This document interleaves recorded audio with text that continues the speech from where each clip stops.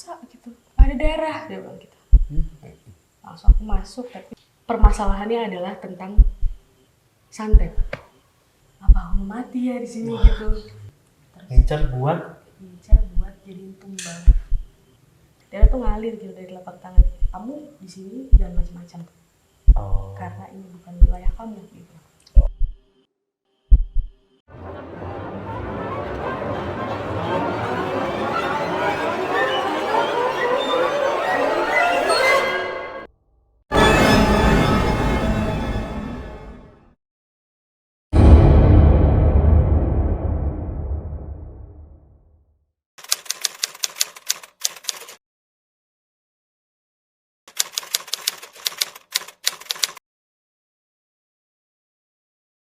Halo friend, selamat malam.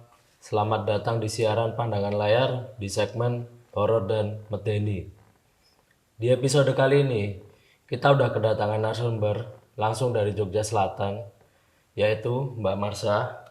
Gimana Mbak kabarnya? Sehat? Baik, sehat. Alhamdulillah.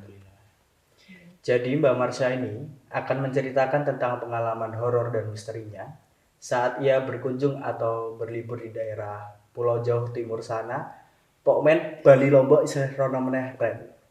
Jadi yuk Mbak Marsha, gimana ceritanya? Ceritanya jadi gini.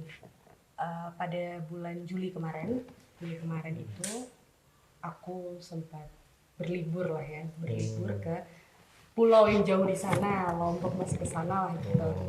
Baru Daerah tahun ini timur. ya itu ya? Iya, baru tahun ini, Juli kemarin. Baru sebulan lebih dikit. Iya, belum lama. Nah, memang ya rencana berlibur itu kan berarti liburan ya, liburan gitu. Jadi memang awalnya itu untuk pulangnya itu belum direncanakan mau pulangnya itu kapan. Yang penting seneng-seneng. Gitu. Jadi cuma beli tiket terus ke sana. Nah, seminggu full itu memang berlibur menetapnya di hotel. Stay-nya itu di hotel. Terus ya menikmati keindahan di pulau itulah. Sendirian. Ya, sendirian. Terus selanjutnya setelah stay menetap di hotel 1 minggu itu, karena aku punya temen yang memang orang sana. Nah, akhirnya aku pindahlah ke rumahnya. Intinya nginep di situ, stay di situ lah gitu. Untuk yang waktu belum ditentukan intinya gitu. Oke, berarti itu setelah seminggu dari nginep di hotel, Terus aku pindah ke rumah temanku nginep itu. ke rumah teman. Namanya Mas T. Iya, anggap aja, sebut aja Mas T. Ya, sebut aja Mas T. Tapi masih dalam rangka berlibur ya? Iya, Pindah ke masih tempat dalam mas. rangka berlibur karena habis dari hotel untuk kayak ya menghargai lah ada temen yang di situ. Akhirnya mainlah ke rumahnya, nginep, kenalan sama orang tuanya juga. Nah, singkat cerita itu dari minggu pertama ya, atau ya hari pertama waktu tidur di situ tuh memang Mas T ini kan temennya Marsha di Jogja kuliah dulu. Oh gitu. Jadi udah kenal akrab lah. Jadi Mas T ini istilahnya tahu backgroundnya tuh Marsha tuh seperti apa. Seperti apa tuh? Ya bisa melihat yang gak kelihatan gitu. Jadi Emang memang bisa ya? kamu tuh emang punya kelebihan. Iya, memang Bisa ngelihat yang semua orang nggak bisa lihat ya. Tanda kutip gitu. Tanda kutip, memang dari ya. kecil seperti itu. Nah, Oke. Oke kan? Nah, Mas T kan udah tahu.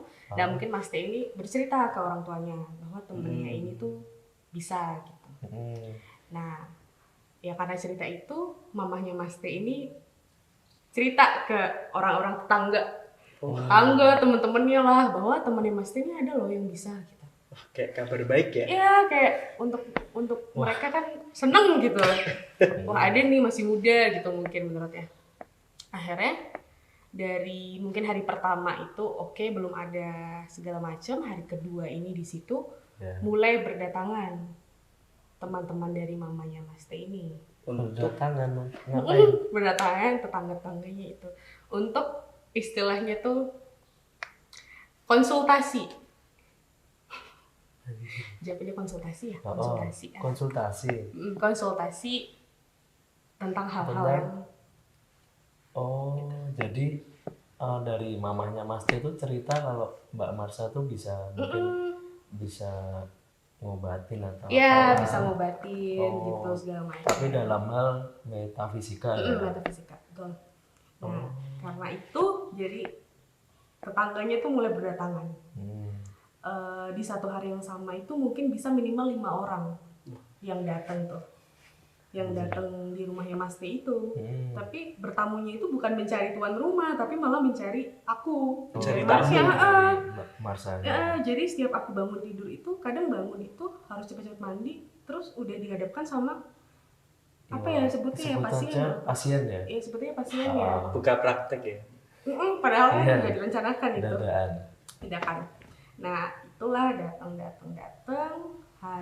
pokoknya hari istilahnya hari kedua di rumah Mas T itu 5 orang atau 4 orang gitu, agak lupa. Tapi awal mulai dari situ. Akhirnya mereka ketika jadi duduknya itu hadap-hadapan gitu. Pasien-pasien itu pada di depan, nah aku di sini duduknya. Oh langsung 5-5-nya. Langsung. Padahal itu maksudnya mereka tidak ada gitu hubungan loh. darah gitu. Iya. Iya, maksudnya nunggunya tuh di situ. Mereka tuh jadi satu duduk. Dan memang aku nggak mau model yang kayak kita ke dalam ya kita ngobrol aja ya masalahnya enggak. Karena bagi mereka juga bukan sesuatu yang harus ditutupin masalahnya itu. Jadi siapa saja dengar tuh nggak apa-apa. Emang lumrah ya? Seumum itu di sana ya? Iya, di sana tuh ya seumum itulah. Ini Masalah untuk daerahnya tuh maksudnya pelosok kah, desa, apa kota-kota kayak gitu? Dulunya pelosok, cuman sekarang udah maju, maju tapi masih belum terlalu maju lah. Nggak bisa dibandingin sama Jogja gitu, nggak bisa. Jadi ya maju dalam segi mungkin ya pariwisata gitu, tapi untuk yang lain-lain ya masih kurang lah dari Jogja tuh masih kurang banyak gitu. Nah udah setiap orang itu misalnya berempat ya, langsung aku tanya tante keluhannya apa, om keluhannya apa, tante yang situ keluhannya apa gitu. Satu-satu urut maksudnya. Dan di situ itu adalah hal yang lumrah ketika mereka menemui orang yang bisa. Jadi waktu itu sempat ditanya atau mungkin mereka melihat apa yang aku sukain gitu. Jadi mereka bawakan. Kayak syarat lah. Kayak syarat. Langsung paham ya? Padahal sebenarnya aku nggak meminta gitu. Nggak meminta syarat itu, tapi mereka itu dengan sendirinya mereka bawa. Inisiatif. Iya, dan mereka kasih gitu. Kasih. Itu udah umum. Iya, udah umum banget kasih ke aku sebelum mereka ngomong. Jadi itu ada namanya istilahnya kayak alas omong gitu. Alas buat memulai omongan. Itu mereka taruh dulu barang kesukaanku itu apa gitu. Berarti kalau di sana sebutannya alas omong. Iya, alas omong. Oke. Jadi sebelum mereka menyampaikan apa yang dikeluhkan itu untuk masuk itu mereka harus kasih itu. Itu biasanya apa aja tuh? Alas omong tuh. Alas omongnya itu ya kalau yang paling sering dikasih. Dikasih ke siapa nih? Ke Mbak Marsha, ya. Ya itu apa namanya? Rokok.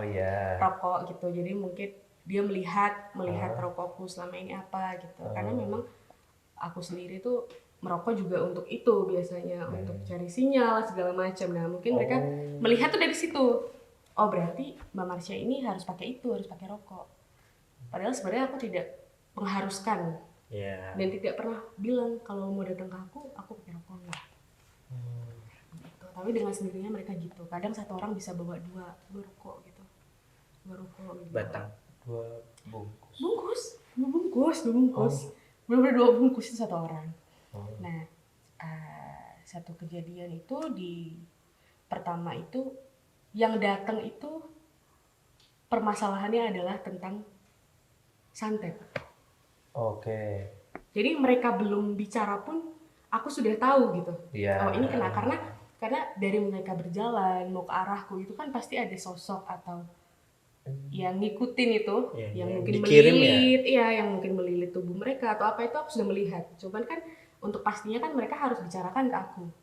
Sebenarnya kenapa sih gitu. Santet tuh emang orang yang kena santet tuh kalau dari pandangannya Mbak Marsha emang bisa ya. Tapi emang kelihatan. Memang kelihatan. Memang kelihatan dari segi aura kelihatan, dari segi makhluk yang mungkin melilit atau mungkin ngikutin yang dikirim itulah ibaratnya dikirim sama praktisinya itu kan kelihatan gitu. Nah, itu dari sebelum mereka ngomong tuh sudah tahu. Oh ya, emang orang ini kena. Nah, terus pasien pertama tadi gimana? Pasien pertama tadi itu dia menceritakan tentang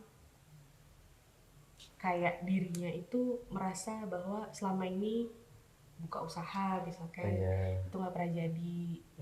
Terus habis itu punya toko gitu, orang-orang lihatnya kayak tokonya tutup padahal dia selalu buka, selalu buka gitu.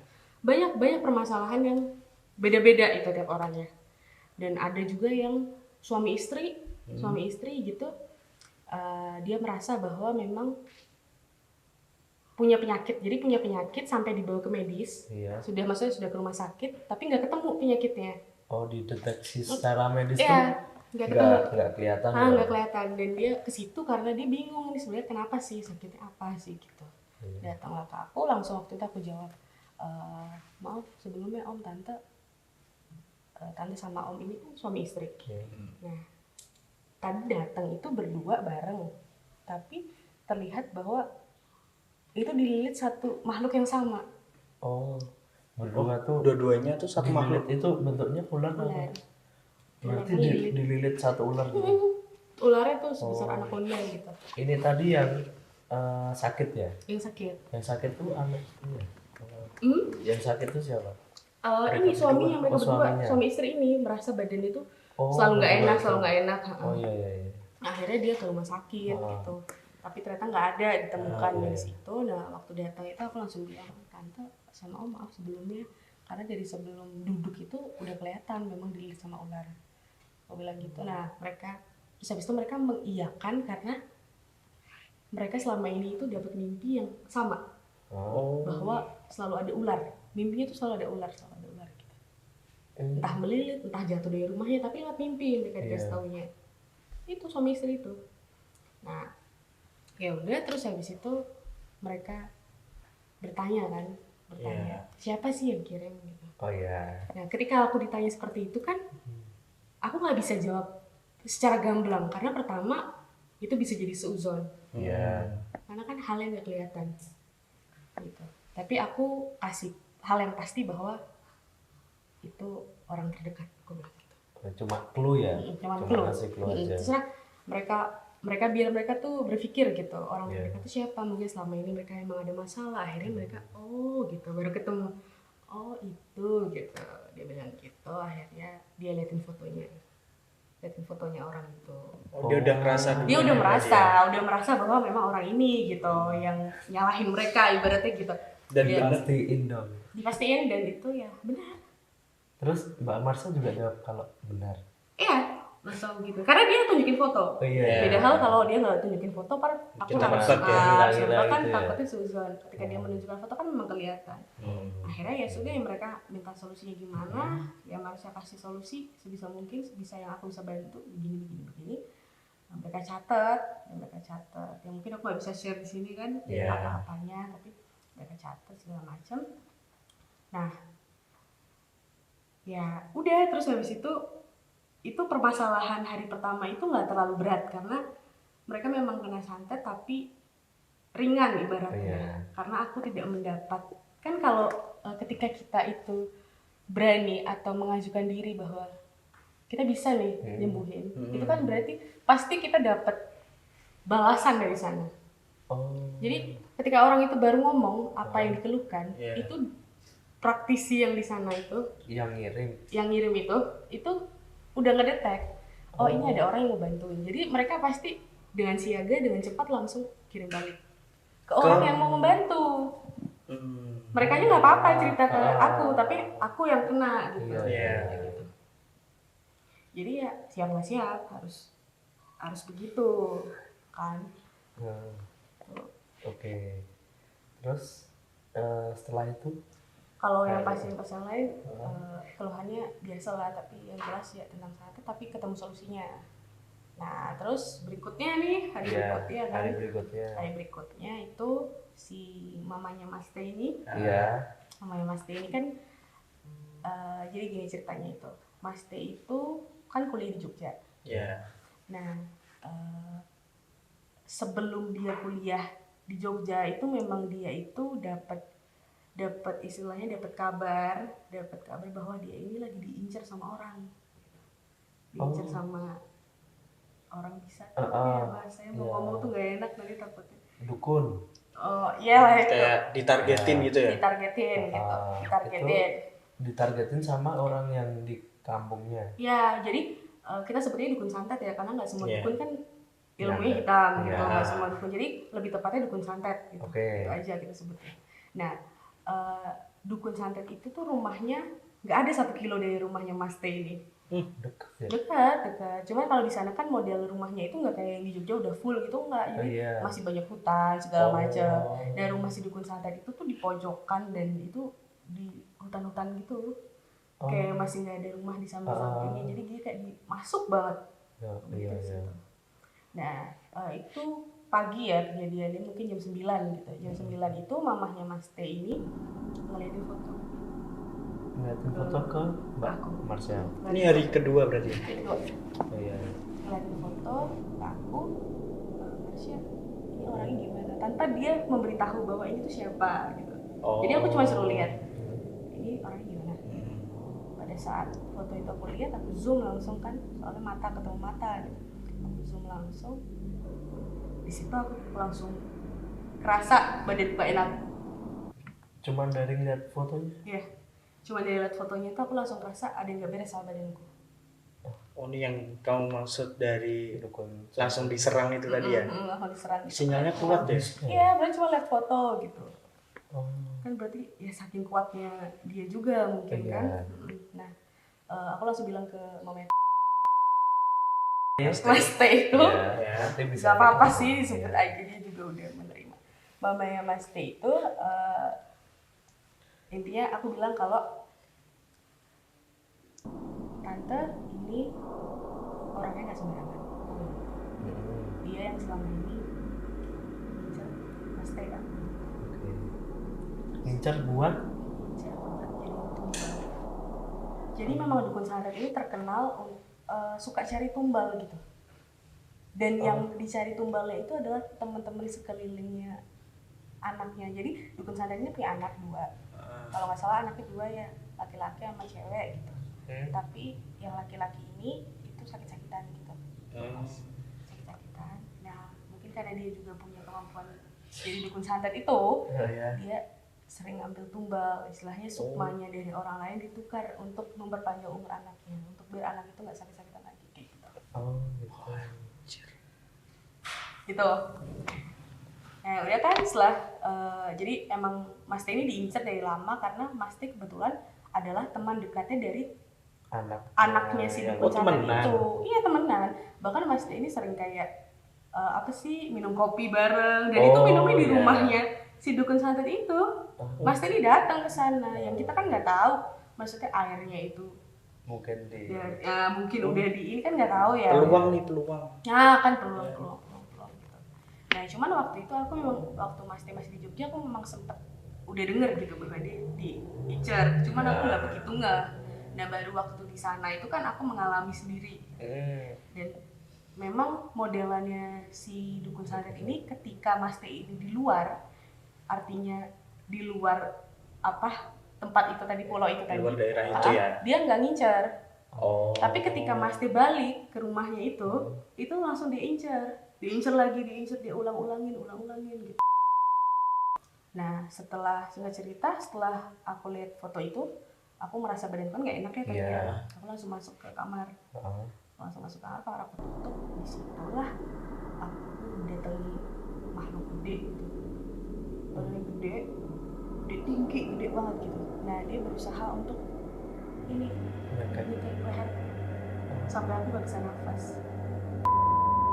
bentukannya gimana tuh? Maksudnya gede, hitam? Gede, tinggi, hitam, tapi kepalanya itu lontos? Iya, botak gak ada rambutnya. Iya benar. Tapi matanya gede-gede, yang matanya bulat-bulat gitu. Berarti nggak kayak yang berbulu-bulu gitu? Enggak. Bukan, belum ada sebutannya. Iya. Oh iya. Ya kan. Nah, itu tapi kayak gitu bentukannya, tinggi, dan dia nggak pakai baju. Nggak pakai baju, cuman pakai celana. Dari bentukannya kayak orang ya? Iya, kayak orang, cuman dia gede banget. Gede banget maksudnya. Bener-bener mungkin segitu lah ya. Iya. Tinggi dan gede. Dan gini gitu model. Dan dia bawa satu senjata lah. Senjata gitu kayak pentung gitu. Oh. Kayak pentung kalau buat apa sih itu? Baseball. Nah, hampir-hampir kayak gitu. Oh. Tapi gede gitu pentungnya. Yang menyesuaikan badannya dia. Dia segede apa pentungnya berarti gede banget. Itu lihatnya emang udah kamu lihat bentuk kayak gitu apa cuma siluet gitu doang? Lihatnya bentuk full ya sampai detail-detailnya tuh lihat gitu. Dan di situ dia berusaha untuk ngekek aku kan. Dan ada satu pesan yang dia omongin bahwa kamu di sini jangan macam-macam. Karena ini bukan wilayah kamu. Kayak ngasih peringatan. Iya, dia bilang kayak gitu. Rasa terancam ya. Dia bilang kayak gitu. Terus aku kayak ya udahlah kalau misalkan ini, cuman kan permasalahannya di sini adalah kamu menyakiti keluarga temanku. Intinya aku balas kayak gitu. Dan posisi aku ada di sini ya mungkin emang udah garisnya ditakdirin buat bantuin mereka atau gimana juga nggak ngerti, tapi ya udah. Terus akhirnya singkat cerita ya itu bisa aku lepas, dia nyekek itu bisa aku lepas. Padahal posisinya tuh sampai nggak bisa napas, kayak udah sampai aku hampir kayak apa aku mau mati ya di sini gitu. Karena kan kayak nggak lucu banget, maksudnya aku mati jauh dari keluarga segala macam di situ dan hal kayak gitu lagi. Dalam niat berlibur lagi. Padahal konteksnya liburan. Nah, Kan enak. aduh itu kan nggak Nyaman direncanakan nggak sih? sama sekali. Aduh, nyaman nggak sih? Iya. Nah udah, terus abis itu selesailah pagi itu selesai gitu, permasalahannya selesai gitu. Habis itu ya siang berjalan biasa, ada pasien mungkin 2 orang kalau nggak salah 2 orang, tapi ya nggak begitu berat gitu masalahannya. Nah malamnya mungkin sekitar habis maghrib ya, atau mungkin jam 8 malam itu kami bertiga, jadi aku, Mas T sama ibunya Mas T itu nongkrong di halaman teras rumahnya gitu. Teras rumahnya gitu, nongkrong di situ bertiga, biasa ngobrol. Jadi di teras rumahnya tuh modelnya begini, maksudnya kayak gini. Di situ tuh ada kebun-kebun gitu, pohon-pohon banyak di depan sini. Dan salah satu pohon yang di situ tuh ada pohon pisang. Pohon pisang yang sebelah sana, yang nggak begitu besar, jadi masih kayak kecil gitu, masih seginian lah, masih belum tinggi. Ada pohon pisang gitu. Nah terus lagi ngobrol gitu segala macam, aku bilang sama Mas T, tolong dong kamu cek atau gimana, karena aku ngerasa ada yang nggak beres sama pohon itu. Langsung pohon yang mana? Teh jawab gitu kan, yang itu, pohon pisang itu. Aku bilang, aku langsung kayak gitu, karena mungkin dia juga takut nggak bergegas, akhirnya aku yang datengin pohon pisang itu. Tapi nggak lihat wujud ya, cuman perasaan doang. Iya, nggak lihat wujud, cuma perasaan, cuma kayak feelingku nggak bener aja gitu. Ada yang aneh. Terus akhirnya ya udah, aku ke situ, aku deteksi pakai tangan. Gue deteksi pakai tangan gini, keluar darah tuh ngalir gitu dari telapak tangan gitu. Tapi nggak ada luka, jadi ngalir, bener-bener ngalir Mas gitu. Ini bener-bener ngalir, set gitu. Sakit nggak? Nggak sakit. Dan itu dilihat sama Mas Teh sama ibunya. Mereka kaget kan, karena bener-bener keluar tiba-tiba. Terus sampai ibunya juga, itu gimana, nggak apa-apa Kak gitu. Nggak apa-apa Tante, gitu. Berarti memang ada sesuatu yang nggak beres di pohon itu, karena aku melihat di situ tuh ada telinga yang dipasang. Jadi kayak orang kalau dipasang GPS gitu. Iya. Jadi tahu di mana posisi kita dan tahu apa yang kita obrolin gitu. Nah pada saat aku deteksi itu, si telinga itu hilang, dia lari-lari. Hilang, jadi nggak di situ lagi karena udah ketahuan kan ibaratnya. Berarti tapi nggak sempat keambil tuh? Nggak sempat keambil karena dia lari-lari. Nah udah aku bersihin itu segala macam, kita baliklah lagi duduk. Baliklah lagi ngobrol-ngobrol tentang yang itu tadi. Ngobrolin, nah bapaknya Mas Teh ini kan baru datang dari pergi.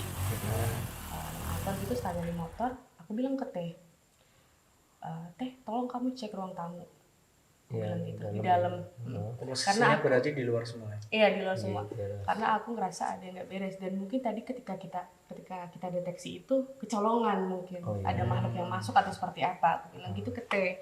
Dan waktu itu Teh langsung masuk, habis itu dia teriak, Sa, ada darah. Dia bilang gitu. Langsung aku masuk, tapi si tante aku suruh tetap di situ. Sama om aku suruh tetap di situ. Gitu. Aku yang masuk gitu, aku lihat darah di belakang sofa. Di lantai? Di lantai, bener-bener darah. Dan itu ada videonya. Videonya ada ya Mbak ya? Ada. Oh, berarti ntar boleh kita tampilin kan? Boleh. Oke. Oke, ini videonya kayak gini. Nah, dah. Itu tuh emang beneran darah seger kayak gitu. Iya, darahnya segar dan itu nggak ada. Biasanya kan kalau kita bawa darah kan ada bau anyir ya. Itu Ah, nggak ada bau anyir. Oh. Bener-bener tapi banyak banget darah, bener-bener darah merah gitu. Yang mana di situ kan di rumah Mas T ini kan ada anjing juga. Iya. Tapi anjing ini kan nggak pernah masuk ke dalam rumah. ah. Jadi logikanya kan berarti bukan darah hewan gitu Oh, iya. loh maksudnya. Nah, tapi kok ada darah di situ dan posisi kita semua lagi di luar. Iya. Berarti siapa kan? Dari situ aku suruh aku ngepel sendiri karena aku nggak mau Mas T sama keluarganya injek darah itu gitu. Oh. Karena takutnya ketika dia injek nanti dari sana Bisa. lebih gampang masuknya atau gimana, jadi aku pel gitu. Bisa gitu ya. Aku pel sendiri sampai itu bersih. Tapi pada saat ngepel tuh aku dikasih tahu lah, intinya dikasih tahu sama yang leluhur di belakang gitu. Oh, Kalau itu. ini tuh dari situ si dukun santet itu. Oh, Yang kamu dari lihat ibunya fotonya tadi. kan? Gitu. Jadi istilahnya darah itu untuk peringatan buat Marsha bahwa kamu jangan macam-macam, jangan berusaha untuk membantu keluarga ini. Oke. Karena kalau kamu bantu, kamu tahu sendiri akibatnya bakal begini gitu. Makanya tunjukannya darah. Dia udah yang tadinya cuma ngirim buat nyek ya. Iya. Sekarang emang gangguannya udah kayak Udah mulai darah gitu. darah gitu. Gila. Dan itu nggak berlanjut sampai di situ aja. Oh, itu masih ada. Masih terus dan mungkin terus sampai selesai dari pulang dari sana juga masih gitu. Cuman hari berikutnya pun masih berlanjut. Nah, itu apa tuh? Hari berikutnya tuh masih berlanjut. Jadi ceritanya gini, waktu itu pagi-pagi itu mamanya Mas T ini pergi ke pasar Oke. sama tetangganya beli ke pasar untuk beli daun sirih karena di situ susah cari daun sirih. Iya. Daun sirih itu adalah yang aku rekomendasikan untuk tante beli daun sirih. Untuk jadi si tante ini punya ada sakit lah, ada sakit Ini dan dia yang minta temannya ibunya Mas T. enggak, Oh, ini ibunya sih Mas ibunya Mas T, T-nya. Oh, iya, ibunya oke, Mas oke. T-nya dan dia minta obatnya apa gitu. Akhirnya aku saranin untuk cari daun sirih itu. Nah, ya udah, ibunya Mas T berangkat ke pasar kan sama tetangganya itu, dia cari daun sirih di situ. Nah, ini cerita setelahnya ya, maksudnya kan aku juga nggak ikut di situ. Nah, tapi ketika setelah beli daun sirih itu mau keluar dari pasar itu jatuh. Oke. Apanya? Daun sirinya. Bukan, mamanya Mas T itu jatuh. Oh. Jatuh yang Jatuh. kejunguk gitu. Dari motor apa? Enggak di Oh, pasar, jalan. ya jalan kaki tapi jatuh habis beli sirih itu. Oke. Dia belum Dibikin jauh. berarti. Yang bikin tuh ya itu si dukun santet itu. Oh, Nggak tahu terus? mau diobatin mungkin kan. Nah, dan posisi waktu mamanya jatuh itu, aku di rumah itu sama Mas T ini. Iya. Berdua aja posisi aku habis mandi, aku lagi pakai bedak waktu itu. Tiba-tiba kakiku Kenapa, sebelah Mbak? Psikolog. kakiku sebelah kanan ini kan ada bekas ini patah gitu. Jadi ada jahitan gitu. Iya. Nah, tapi dari kaki itu tuh keluar darah tiba-tiba. Darahnya tuh bercucuran gitu. Jadi 4 keramik gini. Dari bekas jahitannya. Cuman itu nggak ada luka. Setelah dibersihin darahnya itu nggak ada luka. Tapi sakit nggak? Nggak sakit. Tapi Berarti keluar kayak darah tangan tadi ya? 4 keramik. Iya kayak yang tangan tadi. Kayak gitu. Keluar darah. Tempat keramik itu banyak. Iya juga kayak Oh, gitu. oh. 4 keramik gitu. Dan itu dilihat langsung sama Mas Teo. Dilihat langsung tapi waktu itu nggak sempat video dan foto gitu. Jadi langsung Ya udah, dipel lagi panik. gitu. Iya. Habis itu aku bersihin, aku cuci piring. Tiba-tiba ibunya Mas T nih datang gitu. Ibunya Mas T datang. Terus dia teriak. Pulang dari pasar. Dia teriak gini, intinya dia teriak, mama ada jatuh.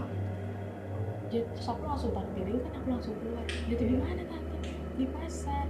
Nah, lututnya itu luka, tapi nggak ada darahnya. Tapi tapi lukanya cukup lumayan. Luka bekas jatuhnya tadi yang di pasar Iya, itu. iya, iya. Lukanya cukup lumayan tapi nggak ada darahnya. Padahal itu ngebuka gitu. Maksudnya luka Iya, yang iya, ngebuka sampai yang lah. harusnya itu Kalau tuh ada nalar darahnya darah gitu. ya. Tapi kok Berarti kesimpulannya darahnya adalah kan berarti dari dari kamu harus ya. itu yang keluar dari aku tuh adalah darah ibunya Mas T yang jatuh itu. Jadi darahnya di aku tapi lukanya di ibunya. Itu yang ngerinya itu duka satunya itu. Itu sengeri itu dan senyata itu. Ngeri kan? Tapi sebelum sih. sebelum Mbak Marsha bantuin di sana ya, kan tadi cerita yang digangguin atau yang dijadiin target kan Mas Teh. Itu sekeluarga juga kena apa baru-baru yang gara-gara Mbak bantu terus keluarganya juga kena gitu? Sebelum dibantu pun keluarganya kena karena waktu itu pernah dapet cerita juga Mas T ini mau kuliah di Jogja, udah berangkat apa gimana gitu atau udah di Jogja. Nah mamanya Mas T ini jatuh dari tangga.